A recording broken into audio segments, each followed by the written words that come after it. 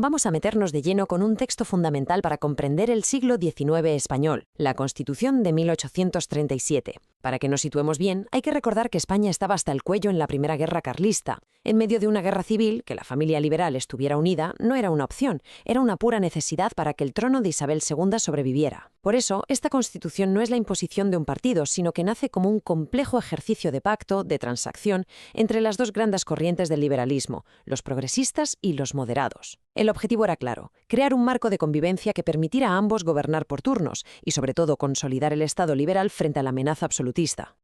Para analizarla bien, vamos a seguir un orden lógico. Primero veremos por qué el liberalismo estaba dividido, que es la raíz de todo el problema. Después analizaremos la Constitución en sí misma, como esa solución de consenso, fijándonos mucho en el papel central que se le dio al rey. Luego veremos por qué este intento de equilibrio acabó fracasando y llevó a una época de enorme inestabilidad, que al final preparó el terreno para la siguiente Constitución, la moderada de 1845. Empecemos por el principio, el origen del conflicto. A ver, la división del liberalismo español no era algo nuevo, venía ya de lejos, desde Trienio Liberal. Pero es tras la muerte de Fernando VII cuando esta fractura se convierte en dos grandes familias políticas. Y aunque las dos estaban de acuerdo en su rechazo al absolutismo carlista, sus proyectos para el nuevo Estado liberal eran radicalmente distintos, casi opuestos. Entender estas dos visiones es la única forma de descifrar el porqué de la Constitución de 1837. En este cuadro se ven perfectamente las diferencias, que eran irreconciliables. Por un lado, los progresistas. Su modelo, su Biblia, era la Constitución de 1812. Defendían a capa y espada el principio de soberanía nacional. ¿Esto qué quiere decir? Pues que el poder emana única y exclusivamente de la nación, y que las Cortes, como sus representantes, debían ser el centro de todo. Y si podía ser con una sola cámara, mejor, para evitar frenos de la aristocracia. Al otro lado, los moderados. Su referencia era el Estatuto Real de 1834, que, ojo, no era una constitución, sino una carta otorgada. Ellos defendían la soberanía compartida.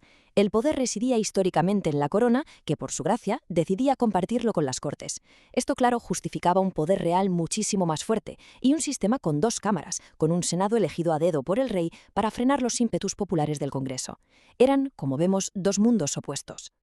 Este choque frontal llevó a un bloqueo político total, que saltó por los aires en 1836 con el famoso Motín de los Sargentos de la Granja. Este golpe progresista obligó a la regente María Cristina a volver a poner en vigor la Constitución de 1812. ¿Pero qué pasó? Que los propios progresistas, ya en el poder, se dieron cuenta de que gobernar con el texto de Cádiz era imposible, dividía demasiado al país. Y es justo en ese momento cuando surge la idea de reformarla para crear un texto de consenso, una especie de puente entre las dos orillas liberales que diera estabilidad y permitirá la alternancia en el gobierno. Y aquí está su palabra clave: eclecticismo. Sobre el papel se vendió como una simple reforma de la Constitución de 1812 para que los moderados la aceptaran, pero en la práctica fue una Constitución completamente nueva, que creaba un sistema híbrido. Los que la redactaron, con gente como Argüelles a la cabeza, sacrificaron sus ideas más puras en favor del pragmatismo. Entendieron que para ganar la guerra carlista y asentar el liberalismo necesitaban un marco legal flexible, una constitución de todos, que no fuera de un solo partido y que pudiera durar, gobernar a quien gobernara. Vamos a ver las claves de este pacto. Primero, y esto es una concesión fundamental a los progresistas, se mantiene el principio de soberanía nacional en el preámbulo. Pero para compensar, se introduce la gran exigencia de los moderados, un sistema con dos cámaras, el Congreso de los Diputados como Cámara Popular y el Senado como una cámara más conservadora de contrapeso. Y fijaos qué ingenioso el sistema para elegir al Senado, es otro ejemplo de consenso puro. Los senadores los nombraba el rey, un punto para los moderados, pero tenía que elegirlos de una lista triple votada por los mismos electores que escogían el Congreso, un punto para los progresistas. Y finalmente se mantuvo casi toda la Declaración de Derechos de 1812, como la libertad de imprenta, otra gran victoria para el sector progresista. Y ahora llegamos al que es, sin duda, el elemento más decisivo y, con el tiempo, el más problemático de la Constitución de 1837, el brutal refuerzo del poder real. Porque a pesar de mantener principios progresistas escritos en el papel, el diseño final le dio a la corona unos poderes inmensos, mucho mayores que los de 1812, inclinando a la balanza de poder de forma clarísima hacia el monarca. Este es el quid de la cuestión. Mientras que la Constitución de Cádiz había diseñado un sistema donde el rey reinaba pero no gobernaba, el texto de 1837 establece una monarquía en la que el monarca es un poder moderador, un árbitro con capacidad real para influir y dirigir la política. Se pasó de un modelo de desconfianza hacia el rey a un modelo que lo convertía en una pieza central y activa de todo el engranaje del Estado. Esto fue, en la práctica, darle la vuelta por completo al parlamentarismo gaditano. Vamos a detallar estas herramientas que eran potentísimas. Primero, el veto absoluto. A diferencia del veto suspensivo de 1812, que era temporal, ahora el rey podía rechazar una ley para siempre. Le daba un poder legislativo negativo tremendo. Segundo, el poder de disolver las Cortes. Esto era un arma política brutal. Si un parlamento no le gustaba, lo disolvía y forzaba elecciones para conseguir una mayoría a su gusto. Tercero, el nombramiento y cese de ministros. El gobierno no necesitaba la confianza de las Cortes, solo la del rey. ¿Qué significa esto? Que el rey podía mantener un gobierno sin apoyo parlamentario, lo que convirtió la política en un nido de intrigas palaciegas.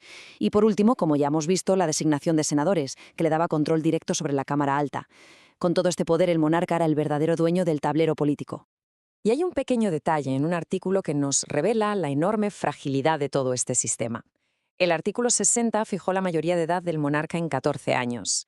Teniendo en cuenta que la reina Isabel II tenía en ese momento solo 7, esto significaba una larguísima regencia, primero con su madre, María Cristina, y luego con Espartero. Y claro, esta situación fue un foco de inestabilidad constante, porque los regentes no tenían la legitimidad histórica de un rey, y los partidos y los generales no paraban de presionarles para influir en la corona. Bien, si sobre el papel el diseño buscaba el equilibrio, ¿por qué en la práctica fue un fracaso absoluto? Pues la respuesta está en su propia naturaleza. Un texto de consenso que no contenta del todo a nadie es frágil por definición. En lugar de aceptarlo como un marco común, los dos partidos lo vieron como algo temporal, como un punto de partida que había que cambiar a su favor en cuanto tuvieran la más mínima oportunidad. Esta idea es la clave de todo. Los progresistas nunca tragaron con el enorme poder que se le dio al rey ni con la existencia del Senado. Lo veían como un freno a sus reformas. Y los moderados, por su parte, nunca se sintieron cómodos con lo de la soberanía nacional y querían un sufragio todavía más restringido. Esta insatisfacción de fondo explotaba cada vez que se intentaba desarrollar la Constitución con leyes orgánicas.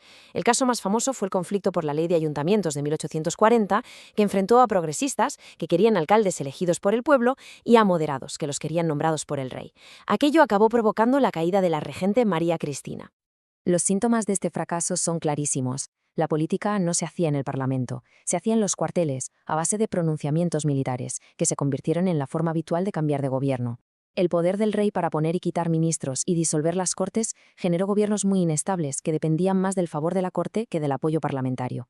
Y esto, a su vez, provocó una corrupción electoral masiva, porque cada gobierno nuevo disolvía las Cortes y amañaba las elecciones para asegurarse una mayoría. ¿El resultado? Ninguna legislatura llegó a terminar su mandato, haciendo imposible cualquier reforma seria. Y para rematar, la debilidad de la regencia, que era incapaz de ser ese poder moderador que la Constitución le pedía. La cronología de estos años es de auténtico vértigo.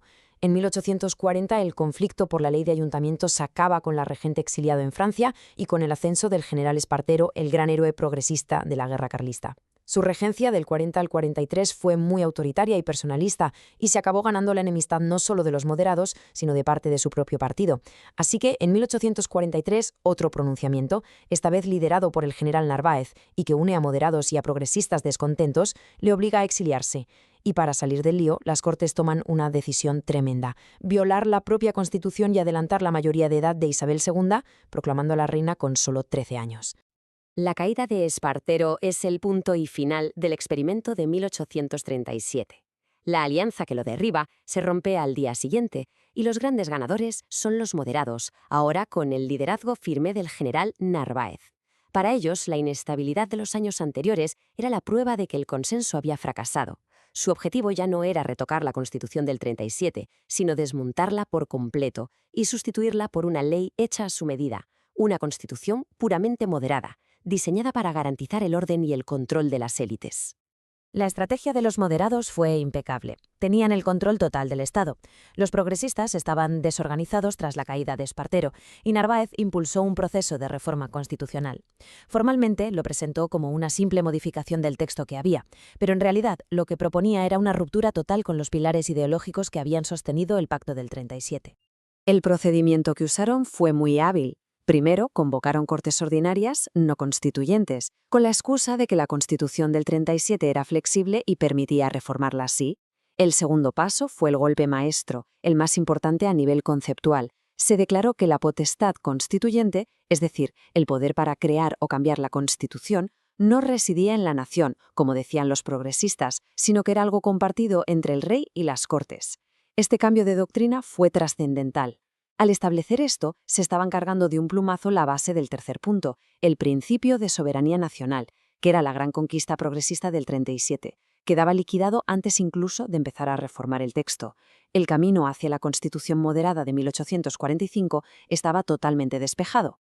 Y terminamos con una reflexión, una pregunta que queda en el aire. Después de ver su diseño y su corta y agitada vida, ¿estaba este intento de consenso condenado al fracaso desde el principio por lo polarizada que estaba la política, o fue una valiosa oportunidad perdida, un modelo de convivencia que no se supo o no se quiso defender? Una cuestión, desde luego, fundamental para entender todo el constitucionalismo español que vino después.